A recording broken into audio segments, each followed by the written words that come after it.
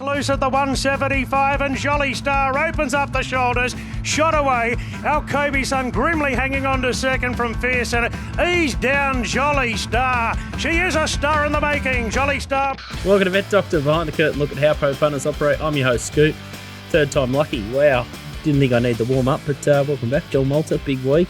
Tough week for you. Awesome, mate. Running out of people to die, but that's all right. We'll worry about racing.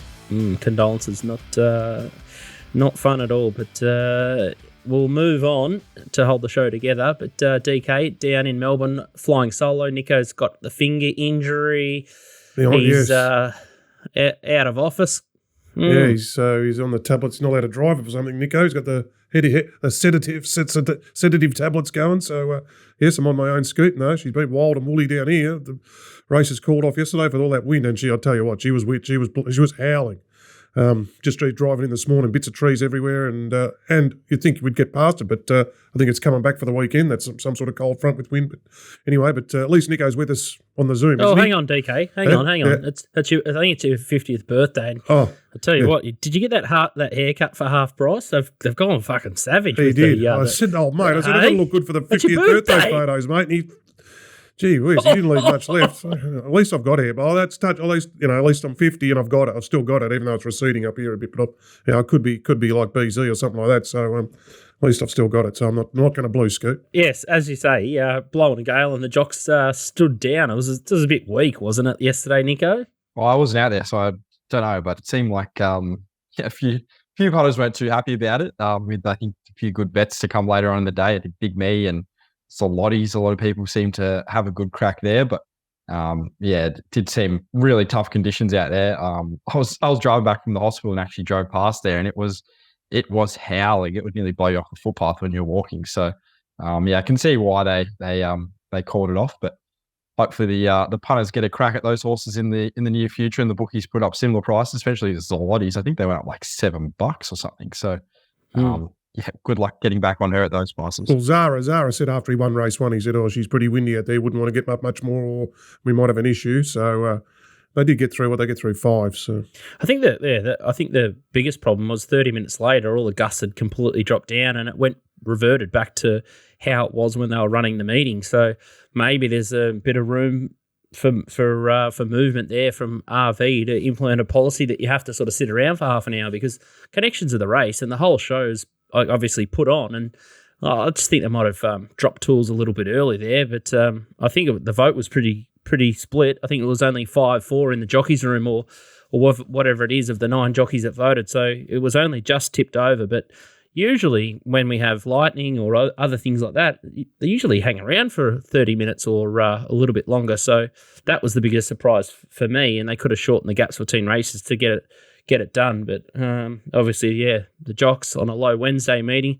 be a different kettle of fish if it was a Group 1 race meeting. They would have all bloody stuck around and waited it out for 30 or 40 minutes, I would have thought. But speaking of MRC, because obviously they own Sandown, there's when we touched upon it maybe a month ago, I said that there was drama around the Manning Yard, and we sort of got a bit of early mail that things weren't going that flash. It's turned into a dumpster fire, this, and it's a full-blown mutiny.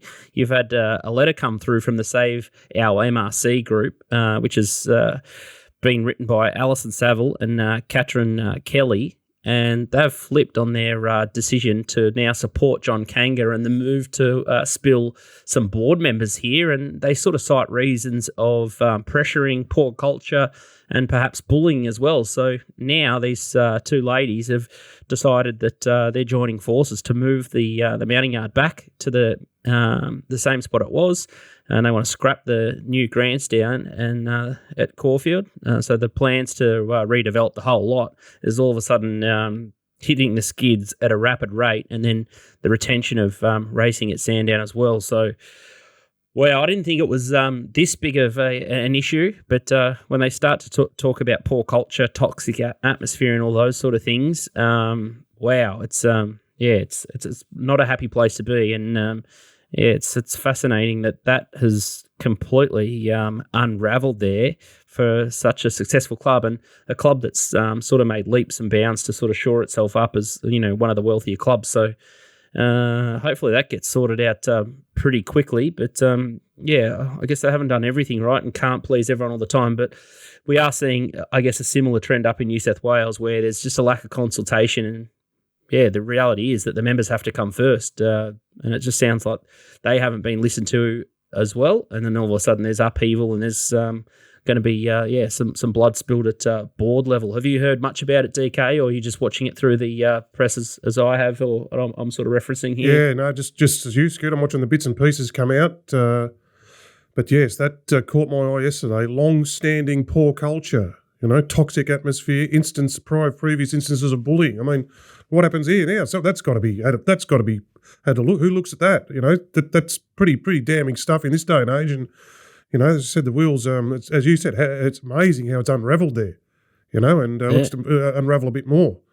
So watch this space for that. Gee whiz! And all the big hitters. You got John O'Neill, and you got a lot of people that are big funders or big supporters of the game through ownership. They're absolutely there's determined. the mounting yard. I did say, Kanga went and got. What's he doing? I said, what's he getting Colin McKenna and Rupert Lee for, the two biggest owners? And all they said was, yes, we don't like where the mounting yard is. It's ordinary when we go there to watch our horses. It wasn't really supporting him in his whole thing to throw the board, spill the board and all that. They just said, yes. And then Caulfield said, all right, we note that. We can't move. It's too late now for this spring carnival. We'll review it once the carnival's done and something else. But so this, I reckon, what's come out with these two, the two ladies on the committee, is far more significant. What's coming out yesterday with these two flipping over and saying what they've said there, specifically throwing a bomb up there. Yeah, shit. It's going to be interesting to see what becomes of that mounting yard. They might use it as a mosh pit for DJs after the last, but you've got this fantastic jockeys facility that they're bluing about because they went like a 50-50 split with the women and male riders. But the facilities within the jockeys room and some of these rooms that sort of back onto the mounting yard, that looks like they've done a great job to build that. So, gosh, this is just a big pile of mess. But it's just another day in racing. We seem to come across these sort of minefields and battles all the time. It's just a shame. I love all this warts and all stuff, and it's fascinating stories. And it's just a shame that racing is so paranoid about the, I guess, controlling the narrative so much. And Matt Stewart sort of started to be vocal about it, but all this guts, blood, and all this boardroom spilling and stuff, like, how good is all this for the theatre of it? Like, there's just no better thing. There's a car crash around every sort of corner for racing, and this is what makes something engaging and exciting. I just can't. It'd be great if they actually let the press amongst it to talk about it, because you get mainstream interest, but they just love to bury all these issues and try and control things too much, and they end up blowing up in their face anyway. It's comical, really. I just wish that they had the balls to show a bit more warts and all, because the stories within racing and right down to like the stable level, it's the biggest soap opera ever. We just can't. I love it. I can't get enough of it. But they're just all paranoid about this stupid image, and it's all like this pomp, and it's all a load of crap. Yeah, and you still say like it's good. I mean, Breno Brivey's the straight being independent, and it's been a revelation, Scoot. And I know Danny Russell from The Age.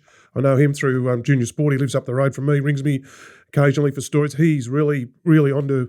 He's pushed that story with the ladies, and he's on to, he's not going to toe the narrative. He's looking to break news and stories. Then opposed to the RaceNet, who just, obviously the New South Wales groupies and all that, the Volandi's still printing their garbage, biased rubbish. So no, the independent media starting to get up is a big positive. 100%, yeah. Well, no industry's super clean, and racing do their absolute best, but.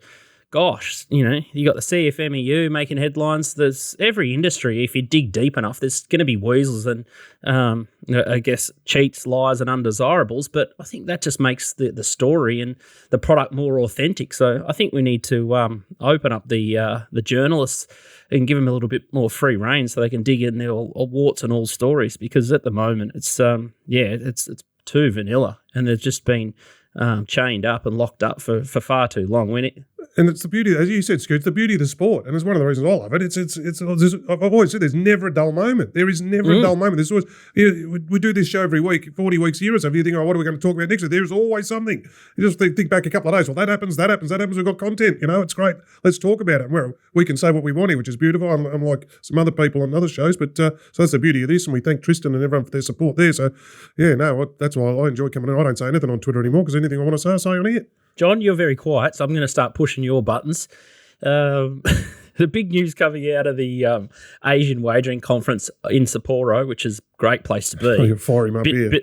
Bit jealous about the junket there, but the big idea coming from over there, which is no surprise because it's Japan and Hong Kong. I guess they're the big powerhouses in Asia, and we're just the sort of the feeder country, or we supply the stock alongside New Zealand, and they just cherry pick the best of our horses, and it's all a closed shop. But they're thinking that the one tote pool is the way to go. And combining the tote pools would be a big winner. And this is to quote PVL. I don't know. I've pulled it off Racing It or one of the publications that is, whistles Dixie for New South Wales. But I just couldn't believe this quote. And Walt may have a seizure. I think the big winner for the World Pool is that it will keep jurisdictions who may be finding it tough active around the world. It's meant to be activating customers around. Activating customers around the world to make it people viable. The big advantage is liquidity. If there's liquidity and the big punters come into it, it doesn't really affect the dividends of the smaller punters. Well, Peter V'landys has been the incumbent for the last 20 years. He's made the product more expensive. He's driven the cost up. He's enabled all the corporate bookies to add all these products. He's been in a JV with the TAB, and now he's having an epiphany that he has to reinvigorate the tote or move to a one tote pool, and the World Pool being that, which is an increase on the takeout rate, because then you have to make sure everyone sort of gets their cut. But it's unbelievable reading, and I only coughed up my cornflakes last week, and it's just staggering that maybe one of the biggest wartime agitators in the past sort of decade has come out with this angle, and it's akin to sort of gaslighting, I would have thought. Like, it's completely taken the piss. Walt, have I missed anything? Oh, I'm trying not to go to jail. I'll start with Andrew Bensley. You're already in jail. Andrew Bensley, #innovate. That was the first one that set me off, #innovate. So the last time their innovation was that clown was up there, 2 + 3 is evens, and we're innovating with odds and evens, which was just a rehash of another thing which was called spinners or something, which had failed for the previous 10 years. And like you say, now they've destroyed our tote. So I think where he comes from is, if he's as smart as everyone says, he understands that he's destroyed the tote here and he's getting all the money from the corporates. And now he thinks, well, I can get the money from the tote from these people. So maybe he thinks that he's a genius. And he is innovating. And the funny part is, from our perspective, it's probably a net positive from a non-recreational perspective. We're copping a little bit less on the tote. How much do we play into the tote? It's probably not that much. But we get access to pools, there's bigger takeouts, but still, at least we get access to them, because at the moment we've got nothing. So at the moment we've got nowhere to play, we've got no playground. At least that brings us something. But from a recreational's point of view, here's their target market now, and they're basing all these massive returns and costings off. They're going to lose Best Tote SP. They're going to be replaced with World Tote +5 or something like that, you would 100%. Imagine. That's how the corps will do it. At the moment, I think we're like 117, 118 after the rounding. I think World Tote gets up around 125 or something like that. So it's going to come back to 105 to 110% product that's going to end up 115 to 120, something like that for the recreational guys. So they're getting another haircut on top of. Okay, something comes in and they lose bonus bets. Recreationals are going to be absolutely cast. They're just going to be the product from a betting perspective for someone sitting at home is going to be just embarrassing. Like it's so evident when you see NRL compared to other sports, what he's done there and raised the taxes, say it's like $1.80, take your pick instead of $1.90. Racing, it's a little bit more covered, but sooner or later, punters are going to work out that you're not getting an extra go for their money. Even my poor old man who died there, like on the weekend, most of the time we were talking about, like he couldn't afford to bet on anything except for bonuses and promos or whatever anymore because he loses his money so fast. Too quick. Yep. So it's just, like you say, it's infuriating because it's not innovative.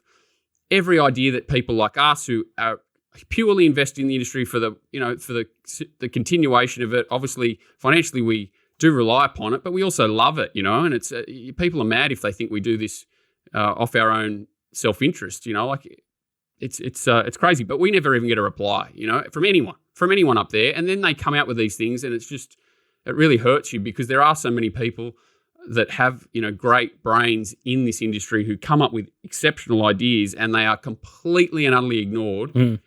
And then you get people who get the ear of the world stand up and cast something like this out there, and you do want to put your head through a television. You do, because it's just it's insane. It's insane.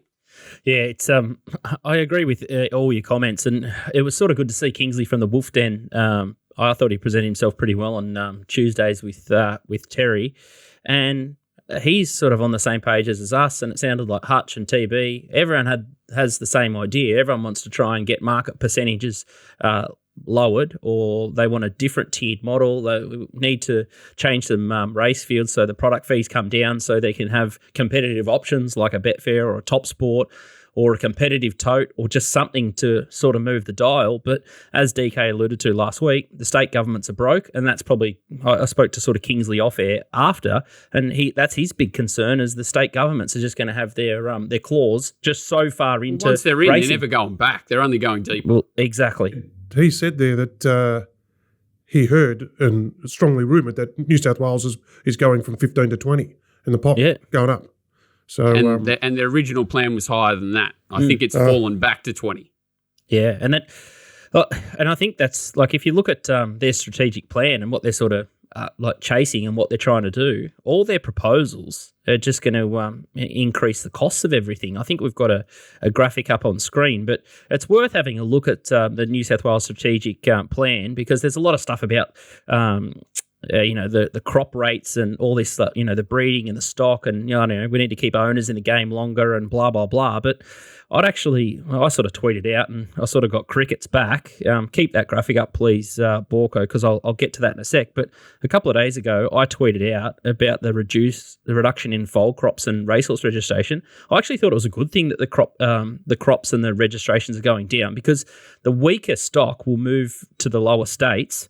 And then horses not up to the mark will just get there faster. So it's less pressure and less wastage to supply more horses for the amount of races that you've got. But once I flick through further down this document for the Racing New South Wales strategic plan, the problem is it's the cost of everything, and everything that they list as a solution just adds more cost. So they're trying to defray owners' costs, so that's going to put more pressure on wagering, develop breeding programs to incentivise all size breeders and engage in breeding, so that's going to oversupply more stock for rehoming.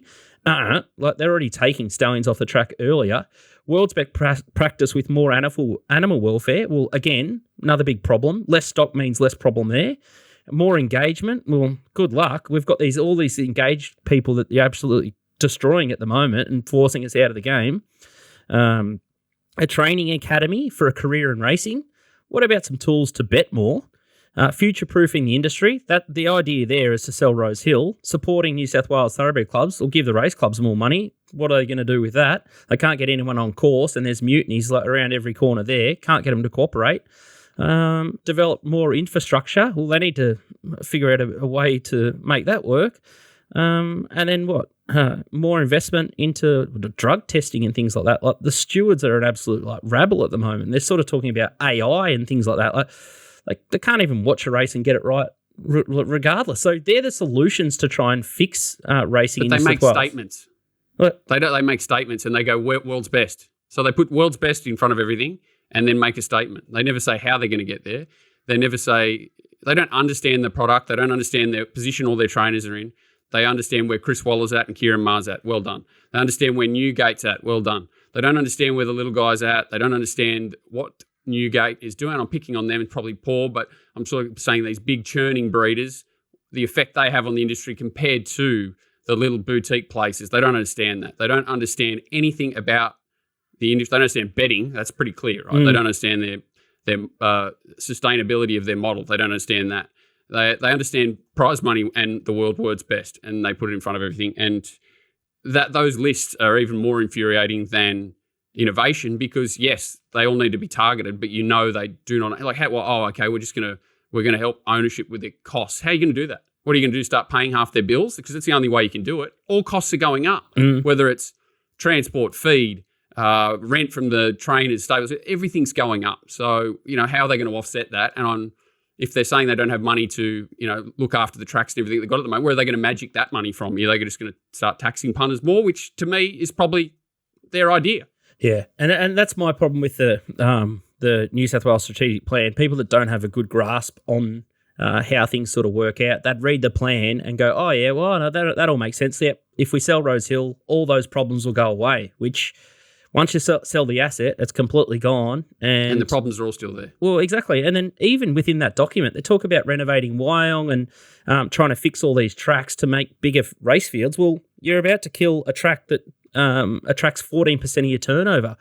So you just shoot yourself in the foot. So it's just, after 20 years at the helm, it's just crazy. Like that document is so weak, and this idea about and it wouldn't be in existence if that other issue wasn't being raised, you would say. Exactly. So they've just sort of, it looks like it's been put together over a couple of days. The other thing is with the tote pools, you open yourself up to the Asian exchanges. So if we do roll in this one world tote, the Asian exchanges that are offshore will get bigger and bigger. And Peter V'landys talks about, getting out the cheats and liars and undesirables. This will be the biggest black spot in the industry and promote and the other thing that does issues. That is jacking the Betfair commissions up too. It pushes people there as well, right? So 100%. Your two most transparent things that you can have are access to all the corporates and tote here information and access to Betfair API, whatever they want to have a look what's going on, and you lose that instantly. Exactly. And Betfair, there's a paper trail of every transaction, so it's all done there. But that's, for whatever reason, isn't good enough. So it is like the only win I can see out of it all is that he's starting to understand that liquidity and turnover actually means something. But what he'll do is he'll start producing turnovers through the roof when we don't even make $1 out. Say 97.7% of the money's from Hong Kong, Japan, wherever it is, and he'll be claiming that as his turnover. Like it'll be like odds and evens. It'll be grouped with Cornella's. It'll be all turnover in together, and no one will ever know what the actual truth is.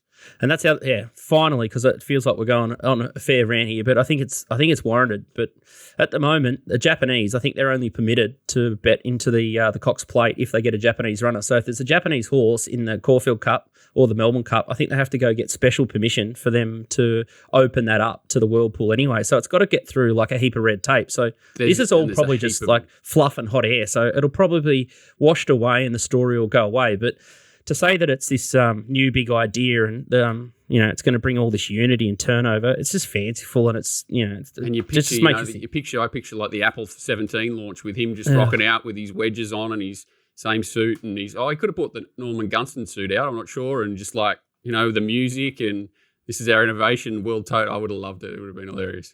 Anyway, absolutely crazy stuff, and let's. The good news is it's Group 1 season back in Victoria, so we'll push on with today's show, but we'll keep following the straight and Bren's great reporting there, and hopefully they can get to the bottom of more colourful stories, because, like DK says, if I feel what I'm going to write this week, and then all this stuff just blows racing apart on a week basis. But that's the backstory, that's the news, that's what's going on within the industry. But today's show, Donnie, no good, our anchorage from Team Bjorn last week, it looked a miss.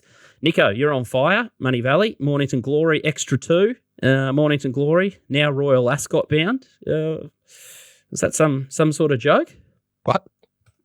Oh, I heard Where stories did you hear about. Oh, I must be seeing things, but I thought they were talking about going to Royal Ascot. I had big aspirations that this is going to be the next big sprinting star.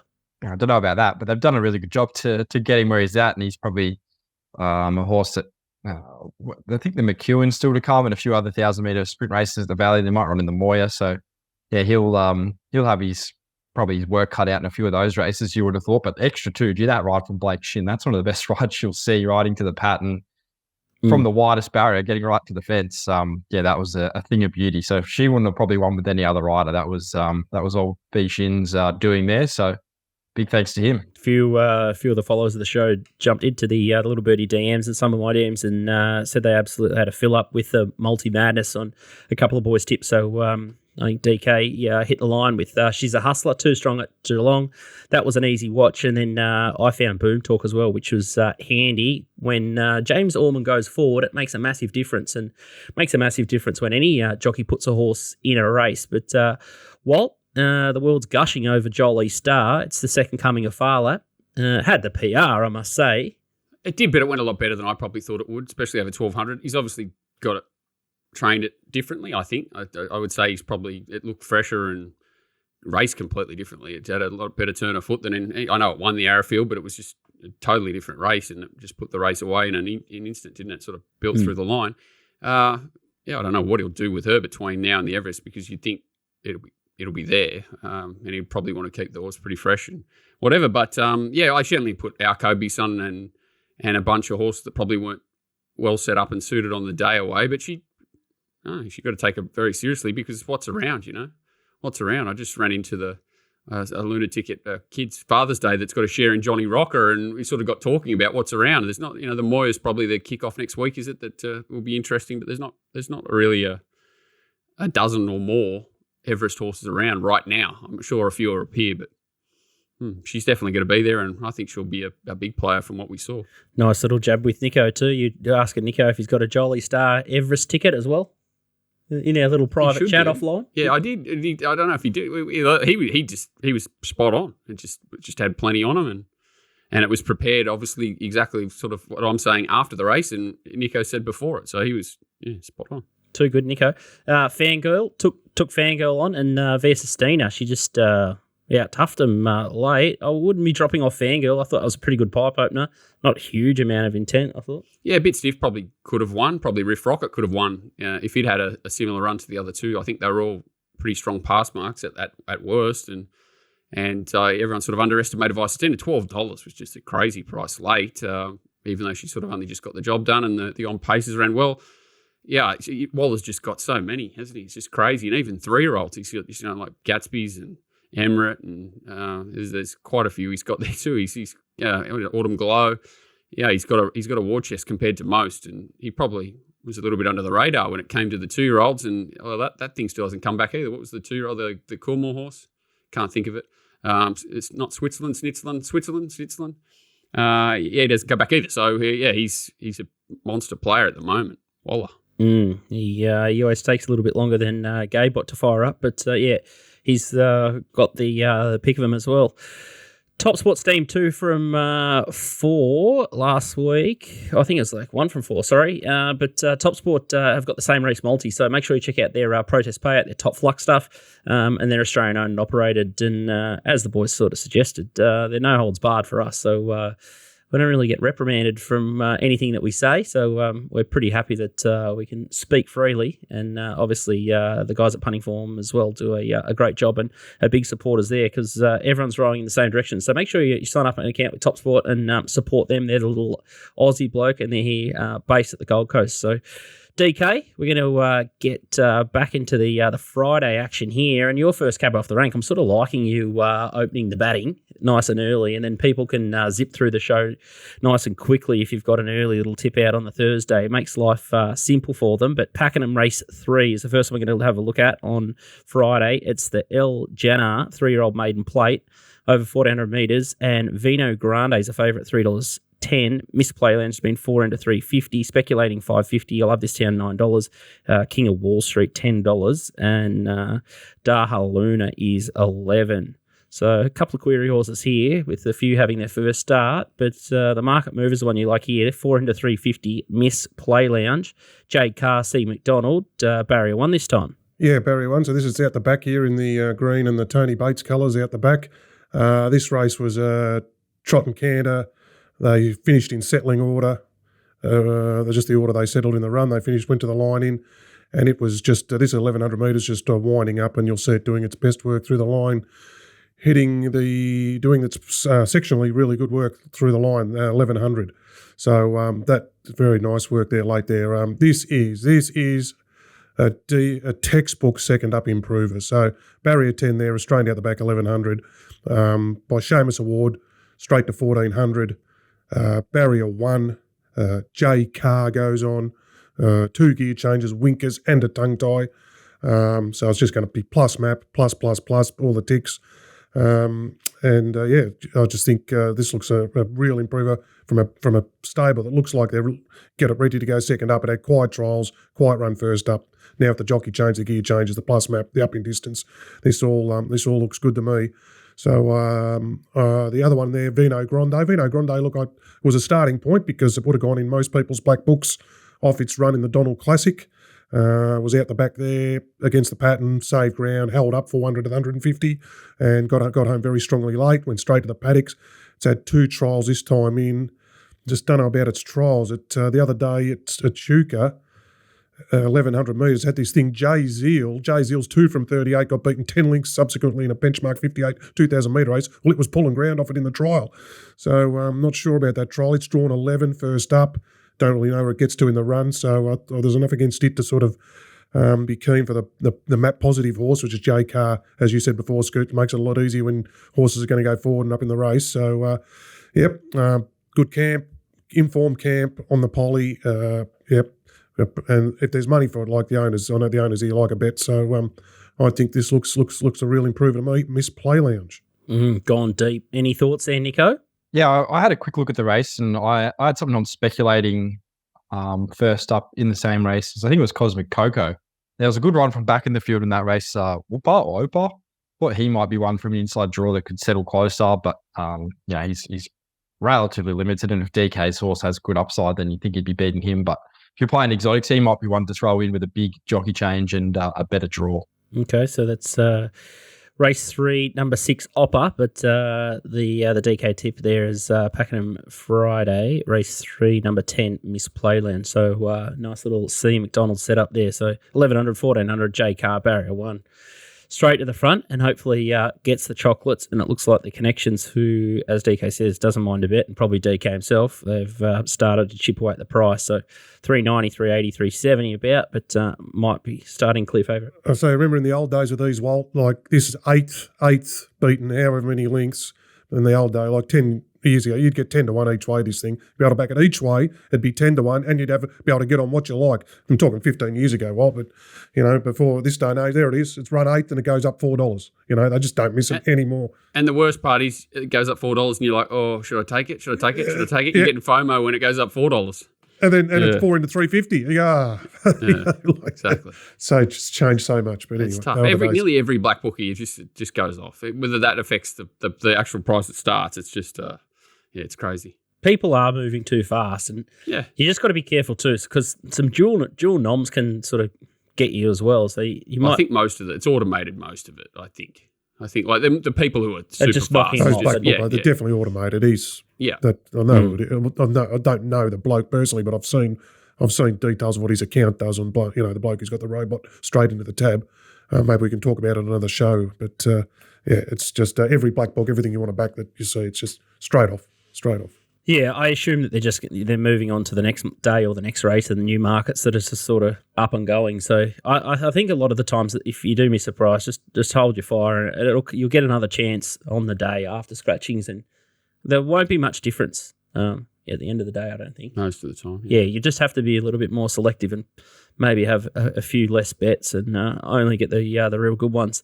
Nico, there's a little bit of rain forecast on Friday for Caulfield, but should be only enough to settle the dust, I would have thought. It's 4 or so mils. How are you expecting the track to play? I think he will play maybe slight advantage those horses on speed with the rail back into the true, but with the track, I'd be expecting a good track. There's a little bit of rain, but I'd probably think it's still a good 4, maybe a soft 5 at worst, but raced really well PB Lawrence Day, and I think you can expect similar on Saturday, but I think my default position is one of those horses that can settle on the speed, and then we'll see what happens after that once the races kick in. Outstanding. Agree. Caulfield Race 3 is the first one of your best bets. I think the card's pretty good. Evergreen Turf Handicap over 1,800 metres. Rise to its favourite here. J Carr, barrier 1, bit of a theme. $4.20. Let's Be Frank, baby. I'm not sure if these flux are right, but 14 into 480. Fredder is $6. Matthew is $7.50. Flossing $11. Royal Hard Hat $12. Whiskey on the Hill $15. And then you got Big Story $16. Much better the rest for Tycoon Beck and Janetian Blue all at $17 or $21 better. Rise to It is the horse that you like. You like favourite here with J Carr on board, Nico, and he's at chasing down the leader at Flemington. Yeah, he just gets run over late by Star Vega, who's the widest runner. Hits the lead here. He was just battling in Sydney before this run, but this was a much improved performance in a fast run race. There's been some good form to come out of this race. The horse back in the white, My Brother's Keepers, won since. Lording won at Moonee Valley since this race. So, this looks a race that has a little bit of depth, and I think he's even better suited waiting a week. He didn't get into the field last start at Moonee Valley, but out of a very fast run race, kiting up the field, it probably can't help him. Probably won't, hurt his chances waiting another week. So he looks a real key speed influence here. Probably sit off Station 1. He looks a likely leader from the wide draw at a bit of a price. He could run a race Station 1. But I thought Carl will probably sit off him. She got the best out of the horse last start. Kiramar, with all their different training bases, maybe it's just a horse who's come to Victoria and he's thrived since with the stables they have down here. So I think this looks a perfect race for him. Matthew has his issues. He's a horse that at his best would probably nearly go very close to winning. But he does have some soundness issues. He's put up lame after a few of his runs. So on a maybe a good 4, I think that's probably somewhat of a concern with him. Freda's a bit the same. She has her issues. She's sort of chasing those first 2 runs in her career from a numbers point of view. Look at her ratings there. Those ratings would probably suggest she's nearly a group class horse. But she hasn't done anything near that since. So I think the market's really sort of factoring that early stuff she did. If you just were to rate her probably off her last 3 or 4 runs, you'd probably have her a lot closer to $10 than $5. So happy enough to take her on, although I do think it's a big jockey change there with McD going forward. He'll really suit her. So I think Rise to It should just get every favourite. Should just have one to follow, pretty much similar to last start. He didn't turn it up or anything when he hit the lead a long way out. He was still strong to the line. He probably just found one better, but I don't think there's as much depth in this race. And I think he'll run really well. So I reckon there's a real chance he starts a lot shorter, just with the map and a few sort of queries around other runners. So he's one I'm happy to back now, and probably thinking he starts somewhere in the $3 range. I think you've nailed the first couple of chances there. And I do notice that TopSport has just wound Let's Be Frank Baby out to $7. So whether they've laid that horse to a smartie or I'm not sure what they've done with the flux, but she's got 63 kilos, J Mott. So I reckon she'll just be able to look around there. But what are your thoughts, DK? The Rise to It, that race, like that race at Flemington. What about the thing out of it yesterday? Nico Tajani or whatever thing was in yesterday, a nice barrier trial. That shows that was in the fast run race there, and then it got into a race with no tempo, and then just empty locked it down the last 150 when it couldn't go. So at least this horse can get up on pace and sort of doesn't have to go from fast tempo to slow tempo. J Carr can control her own fate there. And Matthew, I don't know what to make of Matthew. His form says he's going to bounce back. He wins, blemish, win, blemish.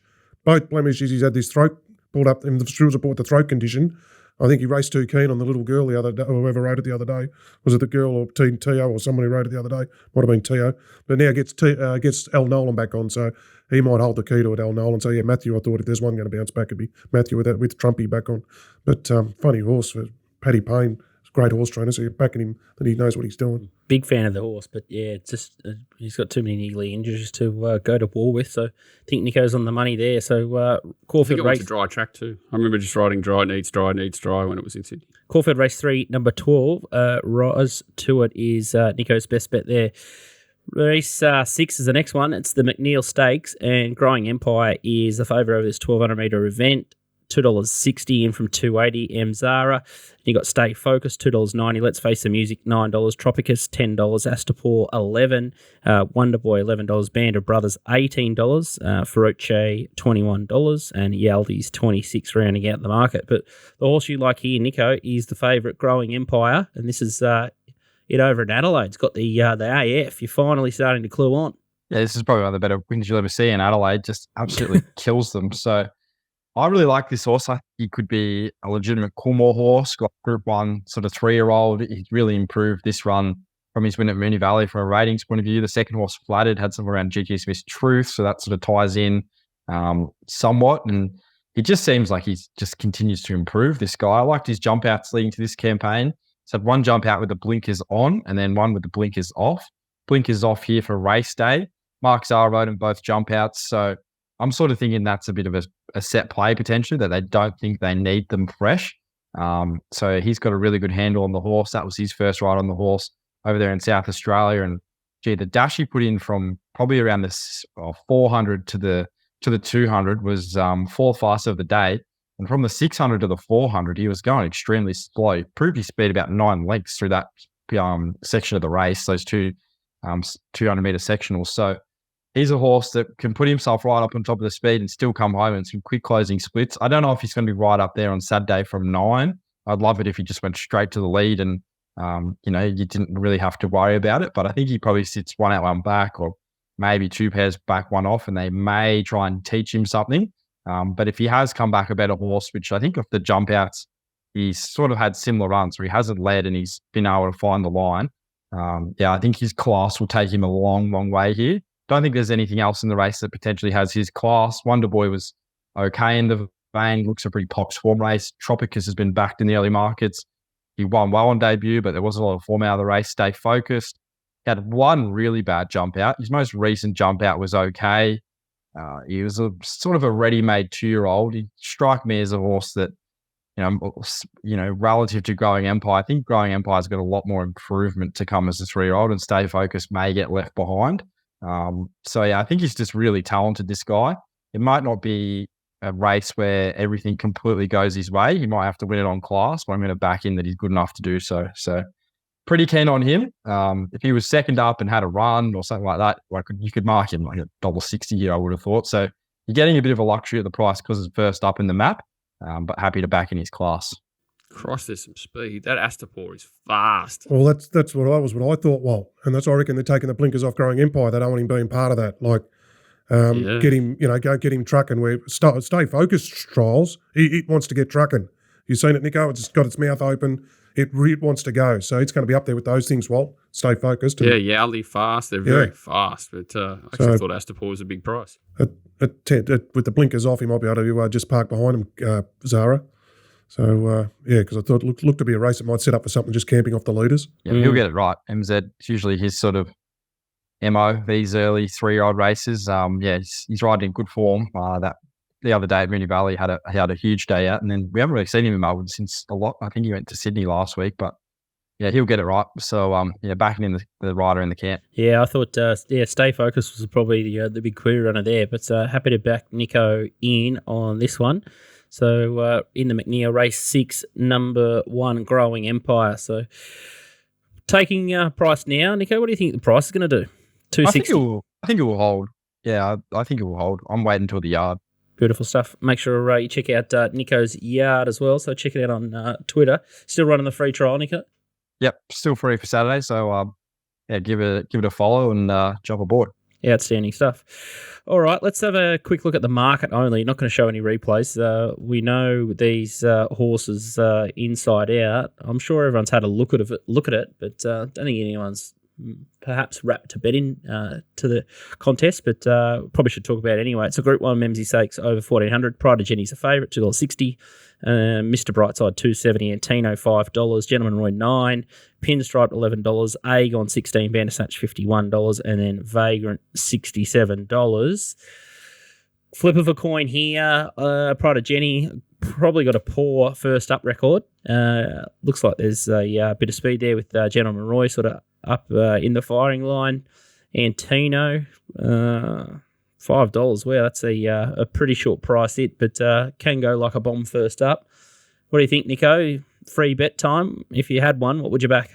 Oh, Pride of Jenny, for sure. I sort of thought all the commentary coming into this, off the trials and jump outs, the way that the Mar team has sort of spoke about how she's been prepared, I was expecting her to be closer to even money, if not shorter in this race once the market sort of really kicked in. And I'm surprised she's $2.60. She just seems like she's very forward for this first up run. Her trials have been very good. Looking at even some vision I saw of her, she doesn't look like she's going to come to the races and need a run, which, a horse like Mr. Brightside, I think he might off the way he's jumped out.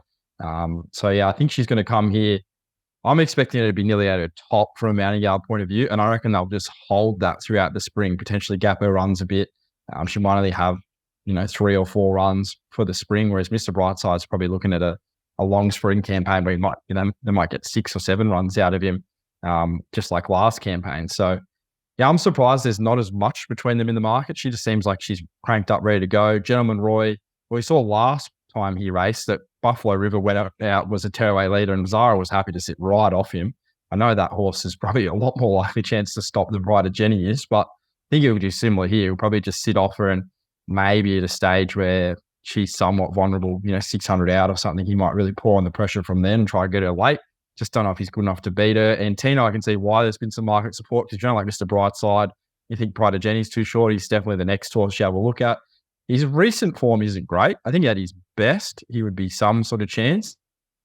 He does seem to thrive in Melbourne, but his last 2 runs were very average. So, yeah, free bet I'd be having on Brighter Jenny, and she's another one on the card, yard dependent. I could have a good crack at. Oh, quick, I can't add much more than Nico, but I'd love the trial of Antino. Like, if he said Brighter Jenny's trialled well, Antino was charging up the inside alongside her there. So listening to Gollan, he said it's never been in better order. Didn't handle the trip to Melbourne first time around and as good as it could. Much better this time around. It looks like it's trialled up.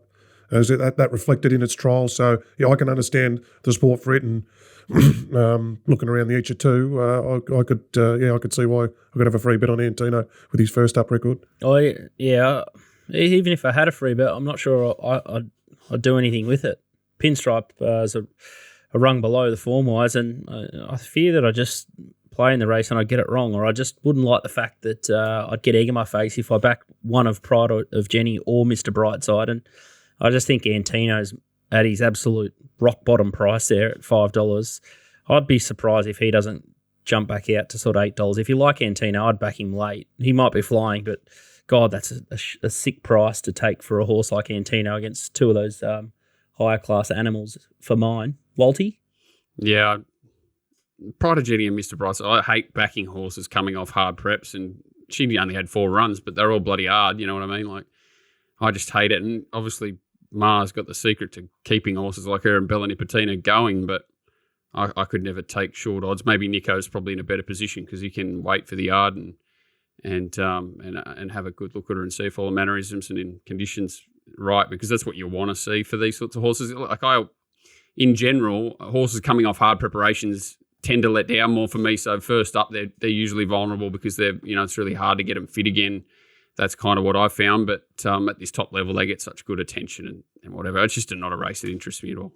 Be interesting to shape the spring, that's for sure. But I think it's fraught with danger to unload on either outcome. And it'll be a tactical affair. So it'd be great watching, but maybe not a great way to build a bank unless you got complete confidence, and it sounds like Nico's got a lot more, and he'll have even more in the yard. So make sure you head to Twitter, get around at Nico Noonan, and you'll find his yard insights for free. If you've never tried it, it's bloody good gear.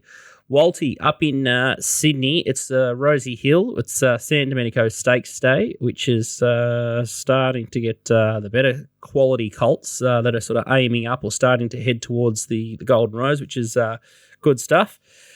Let's have a look at the market there, courtesy of TopSport. It's Gatsby's that's the favourite here. A little bit of a trumpet. You found him at $4.40 last time. He's $2.10. He's got J-Mac in the saddle. Stormboy's $2.35. Second pick, you got Mayfair $5.50 in from $7.50. And then you got King of Rousseau, $15. Tropicus, Dual Nom there at $20. And you got Perspiration at $21. Odin the Sun, $41. And I'm going to just... put the Gatsby replay just so it's burnt into everyone's brain, and just to sort of mess with you a little bit. So here he is with the white baldy face, and he's pretty cheeky on it. J-Mac, I thought he gave it sort of the Jolly Star sort of look. When he loves a horse, gee, he's so animated on the mini. J-Mac, he absolutely see when they loves mean something to him. That's for sure. Hey? You can see when it means something to him as opposed to not. That's for sure. He sort of gets all cocky and sort of sits up and has a bit of a look and sort of, plays it up a bit, doesn't he? Mm. Yeah. He does, but when he's got that much on him like he does at the moment, he's sitting on the right horses, he can do whatever he likes, can't he? He can. Let's have a look at the Stormboy trial, and Cabalus is in this one, and the big giraffe, I call him, Cafe Millennium's in it as well. But what do you think of Stormboy's work Scared here? me a bit how good Cafe Millennium trials in comparison to them. But Caballos is a horse that's got a little sharp turn of foot. So I think that's a pretty good guide, it having the suck run up the fence. And it looks like JP's tried to give it a good hit out. I think it goes to the Moya, and the big horse in front sort of held it off. But look at the big horse steaming home down the outside. It was a kind of, it needed to do something there, didn't it? Mayfair leading here in the trial? Yeah, okay, so Mayfair here, which is interesting, with the blinkers on for race day here, he's probably sort of a horse that's going towards a Golden Rose as well. I think he had that form around more due, didn't he? So, which was, I thought, probably forgiving of that horse yesterday. But, very sharp. It just probably all comes back to tactics here, and the draws and things have made this race a little bit more interesting. To be fair, as a betting race, I probably wouldn't have wanted to go looking for this race, but the card's pretty toxic. So this race has got some angles, and I honestly think that Mayfair will go out and run cover. And then J-Mac, probably the most important part of that race that we didn't see is the start. He probably could have settled in the first 3 or 4 if he drew a gate like easily. And here he's drawn directly under Mayfair. So, knowing J-Mac, he'll probably go out with plan A's to try and use Tim up on Mayfair and get him into sort of the 1-1 spot. And if he does that, holy cow, you think it's going to take a horse to beat him. But I think the big horse will lead Storm Boy and rail out a little bit, firm deck at Rosehill.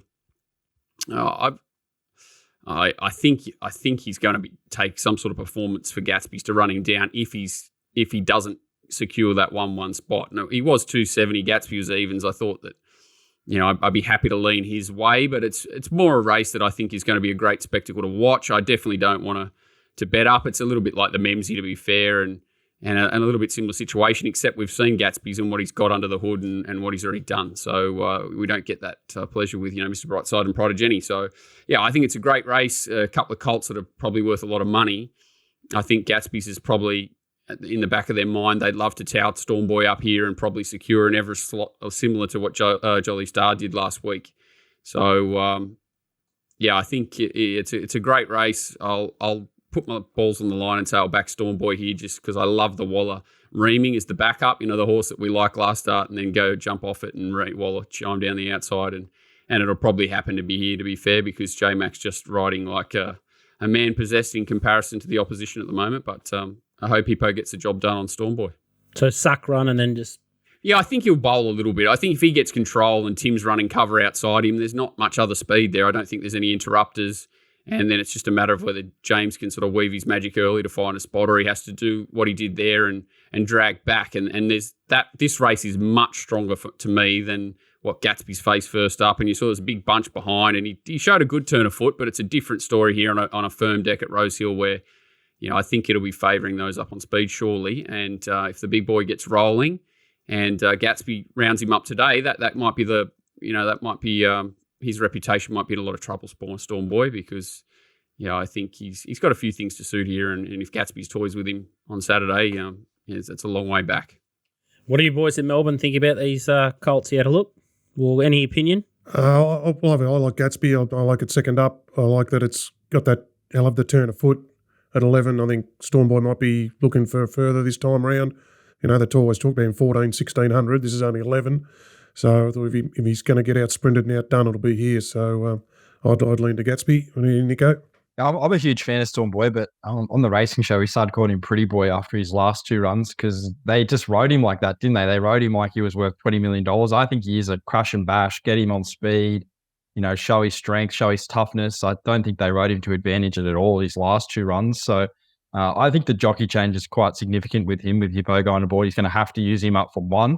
I think that's the way to ride the horse. So, I'd probably be the same in leading with Gatsby's, but I'm really interested to see how Storm Boy comes back. It seems like he's had a fair crack at his trials. Looks like he had a good base of fitness underneath him, and off some of his 2-year-old numbers, he'd still be the top seed. And I just don't know if we saw the best of him in his last 2 runs just with quiet rides. So, Hippo back on. I think that's a good jockey change. What about the Kieran's horse, Perspiration? Is it a fluker's hope to run a place, or is he just lacks the class? I thought this horse was pretty good, and he's only had 3 starts, but I thought he was pretty good that day at Caulfield, and then I thought he was really good at Mornington as well. Is he a rung below these, you think? Yeah, probably. He strikes me as a horse that's going to be really get out of probably 1,400, if not a mile, this campaign. That was the vibe he gave me. He's got a lot of scope, this guy, so he might just be there for a run and potentially see where he's at relative to a Golden Rose, which you think most of these horses would head that way if they're going well enough. All right, so DK Gatsby, so a new Storm Boy. Oh, I'm going to be Storm Boy, but I'm probably not going to bet in the race, to be honest. But I'm just cheering hard for Hippo, and I'd love to see the big boy up and rolling. Beautiful. Okay. Both of them, look, jockey and horse. All right, hopefully that's made things a little bit clearer for everyone at home. Rosehill Race 7 is the next one I'm going to have a look at. It's the up-and-coming stakes, and this is a beauty. Autumn Glow, $2.05 into $2 at TopSport. Axios, $5. Wanarua, $6. Shangri-La Express, $9.50. Snack Bar, $14. Enrich, $14. Media World, $15. And then Iron Hawk, $21. Horse you like here, Walt. You said it's a low card, and here you are tipping an even money pop. This is real out of character for you. Around Rosehill, Lev. Yeah. They rolled along a little bit here, which obviously suited this filly. But just what I love about it here is look how lazy she looks, like relaxed. You know what I mean? She's just sort of lopes up to him over, was it 12 or 13 this day, regardless. And, you know, she doesn't even change stride until she sort of gets to the leader. And then I think she sort of changes stride and puts it away, and ears pricked. And, like, she doesn't even look like she's got to the top of her gears there for mine. And you know, like the further they went there, the further you're going to get away from them. You got Axios fast here, Wanarua, Shangri-La. I think they're all drawn fairly wide.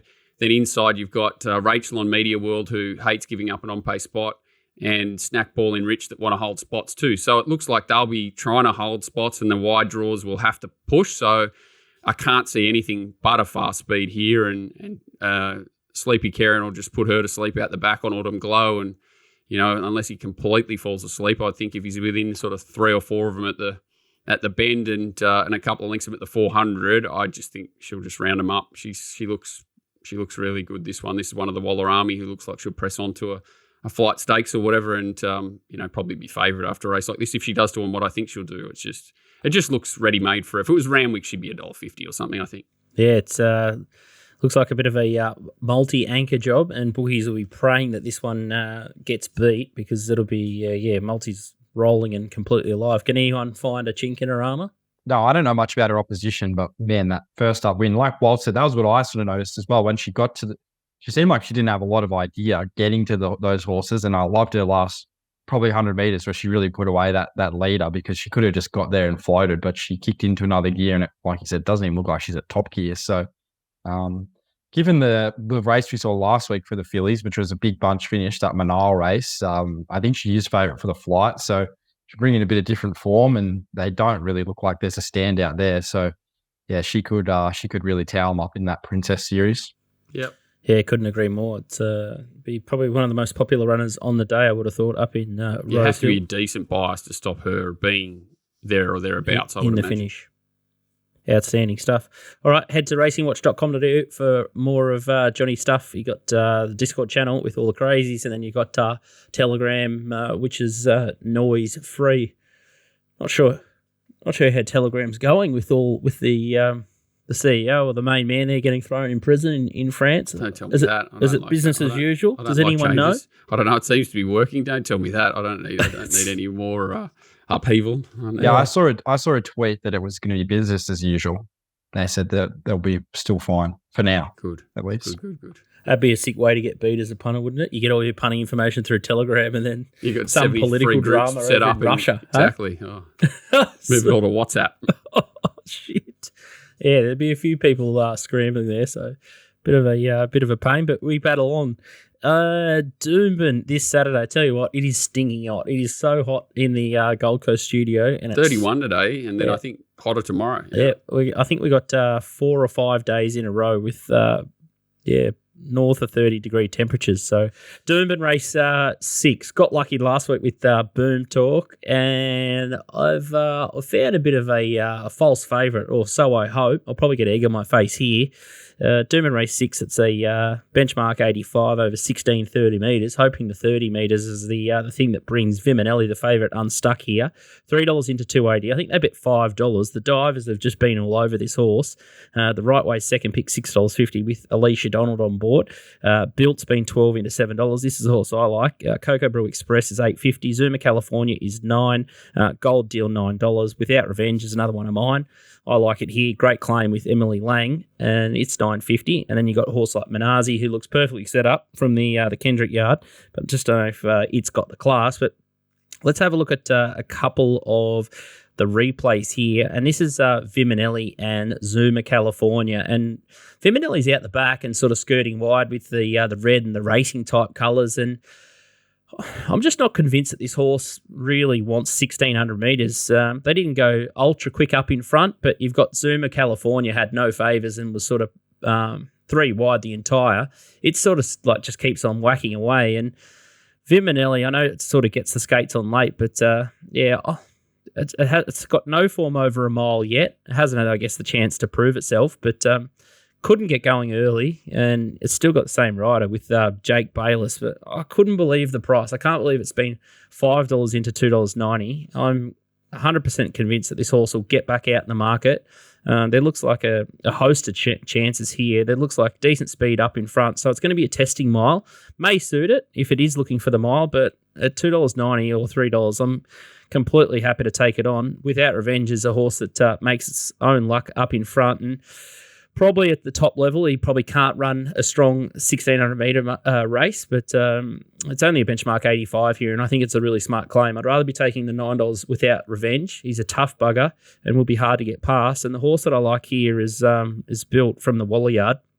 It was really good first up when it had no luck in behind them, and should have probably won over 1,350 off a bit of a let up. It's in the green here, and really sort of gets into his work late and hits the line stylishly here. But I think the key to this horse is the dry track. If you go back through his form in Sydney, I just don't think he likes sort of getting his toe into the ground. So once you come back to sort of the benchmark 85, 1,600 metre race, this is just his cup of tea. And the start prior over the unsuitable 1,350, all the form ties in around Viminelli and Zuma California, and I think he's just waited to win. So I think they bet $12 at CAB, and rightfully so. The price got smacked in. It's been 12 into $7. I still think $7 is really good. I think it could start as short as sort of $5 or in the 440, 460, 4 sort of 20 quote. And Bailey Wheeler, I think he's got it. I'm not sure what's happening with him off the park, but he is riding like a man possessed. So if there's a rider going well in New South Wales called James McDonald, I'm not saying Bailey Wheeler's anything like James McDonald, but he's in scintillating form. He's nearly auto bet category up in Doomben at the moment. If he can hold himself together, he'll be the new go-to rider up in Queensland. He'll take Jay Orman's crown completely off him, and he's just got so much ability. He knows his horse. He's already had a sit on him. He's going to get a suck run from barrier 2, and this horse can be strongest late with the track just going to dry right out. So I'll probably back Without Revenge on speed around the 950 mark, and then I'll have Built coming up the inside, and hopefully gets a weaving run through, and happy to Dutch those runners and pray that Viminelli doesn't run the 1,600 metres right out, which is a big query at $3 for mine. Well, Built. Built, yeah, it's one of my favourite horses. The 1630 is as far as he wants to, but the inside draw really offsets that. He's a horse that does go to sleep and can get going late when he draws those soft gates. Dry track's perfect. I think he's a 1,400 metre horse. Like, absolutely, he's best go in life. But up in Brisbane in this class and fit and everything, I think you're and you get a price too, right? I definitely can't turn any away from it. And then Bailey Wheeler's always shown that level of ability. It's just when he's on, he's on. When he's off, he's sometimes off with the fairies. But like you say, just keep an eye on him. And when he's in form, happily back him when you find the right horse with him on it. Just looking at the stats on punting form, he's just absolutely off the charts at the moment, Bailey Wheeler. So if you can find him on a sort of a marginal bet, make sure he's got a manager who's a funny bloke, and he's got no filter, and he calls a spade, which is probably what Bailey needs. So that could even be big key to why he's he's going well. That's the other thing too. You got Jake Bayless on the favourite. He's going to be next to him in barrier 3, and I know if I'm going to go to war with one rider, it's definitely going to be Bailey Wheeler over poor old Jake Bayless.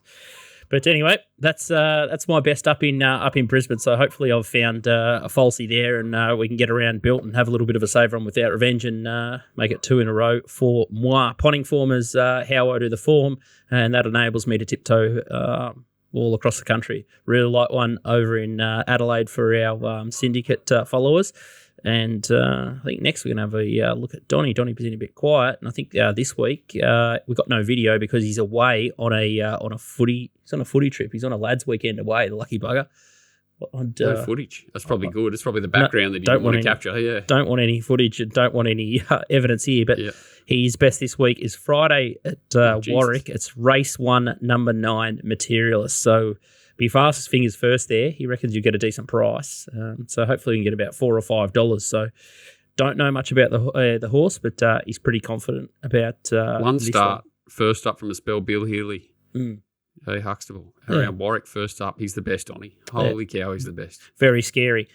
Last week, TopSport went 1 from 4 with extra 2 at $5.50. So if you'll ever staked him, you would have got your nose in front, which is good. Couple of interesting bets this week. Caulfield race 9, number 6 is Antino, $400 at $6. That's nearly Nick fell over. Heathcote's bet. Hey? That's Nick Heathcote's bet. I know that bet well. But his account Crazy. number. Yeah, I think they bet $51 all in for this horse in the Memsie. I saw someone tweet out. It's not a race you're expecting this horse to 100% show up in, is it? So probably. That's DK's money, $400 at $6. He must think it's going to start $4. I think he just backs everything Jay Carr's on, to be fair. I think he just backs them all. Fanboy. Race 8, number 8, Phalangina is the tip there. I haven't got to the race, but looks like a bit of a deep contest. So someone's seeing something that I'm not, but money talks, $5.50 into $3.80 at TopSport. So definitely worth having a look, and I'll be investigating that race. I'm now fascinated by that one. The next one is race 2, number 7, and it's Vivier, $7.50 at $3.70 here. So new stable and up and about. Yeah, it went okay the other day. Didn't know 1,200. It was okay. Was it 12? I think it was they 12. backed the absolute pants off it though, didn't they? Yeah, it just sort of got out sprinted. It was okay, and I think it finds a decent spot here. Sequester's a bit of a funny horse, going well, running fast sections from back in the field. Zara Rose was just an insane win last up, but it's going to be last. It's a knockout. Looks like it gets pretty much full control and should, like, it's only had 2 starts and both of them were really good too. So it's a decent contest. If this race was run off its form last prep, you'd say it'd be even money with J-Mac or whatever. So, maybe the price is okay. But, I don't think it's a gimme, but you'd want to see her put this field. You'd want to see Vivier put this field away, wouldn't you, on what we saw last time through. And the next one here is Doomben race 7. Number 11 is Rustic Boom. Not sure if these flux are correct, but holy heck, $11 into $4.80, and it's got my man Bailey Wheeler on it. And it wasn't you. No, well, I haven't taken the price, but I feel like an absolute imbecile for not getting on, because that's a big move. So right sort of camp too, because Kendrick can train and a lot of last start winners and whatever. It looks like it's just one of those normal benchmark 70 races where they're sort of all coming together in decent form, and nearly impossible to work out these races usually. But good luck to them. They're obviously very happy with the early price they got. All right, that brings us to the end of the show. It was a bit hot and heated early on in the piece, but it's just passion just oozing out of our pores. J-Dubs, isn't it? And DK, everyone. It is. And that's the thing that shites me is that, and I think us as, when we talk for us, because we can only talk for us, it's not, there's no self-centered caring about punters only. We want everyone to whole thrive, industry. We do. We just want everything to make sense and bit of logic, and I think most of us all kind of agree on our ideas, whether it's us or, your Wolf Dens or whatever, we all sort of want similar outcomes, but we just can't break through. So can't get it across the line. No, and I think most of the, trainers and everyone I talk to, everything makes sense. You all can have common ground on all ideas, but they just, where do you send them? They just get returned to sender currently. Yeah, we need a big kumbaya down in Victoria, maybe down in DK world. DK, well, they did happy say birthday. there was some. Yeah, thanks, Scooty. Yeah, they did. You spoke about last week about the race fields needing to be tweaked desperately, particularly for middle tiers and stuff. And then at least there was an article came out, wasn't there? Didn't the Straight do an article this week to say, yes, whether they got it off Morrison or something, to say, yes, with the taxes and everything, the Laffer curve, something's got to change. So, we don't just not completely banging our heads against the wall when you see stuff like that. So hopefully, as you said, we're at the tipping point and things change. But yes, big 550th tomorrow, Father's Day weekend, rolling series of events, lunches, dinners, all that sort of thing. So over the next couple of weeks, a big couple of weeks for me. But the big 5-0, mate. Made it to the big 5-0. Good luck. Hope you have a ripping weekend. And it's the daily double too. So it's DK's birthday and it's Father's Day. So big happy Father's Day and condolences to Walt. What a shocking time and a shocking run of it you've had. But I tried not to talk about it pre-show, so I wouldn't to help him get through the show. But thoughts with you and all your family. So good luck on the weekend. Hope you enjoy Memsie Stakes, San Domenico. The tide's turning and it's easier to find winners from here on in, we promise. And hopefully we continue the run of form. Nico was on fire last week and we all found the line and helped steer you in the direction of winners. So it should be smooth sailing from now until Christmas and we'll keep kicking goals. Make sure you support TopSport and Punting Form. See you guys.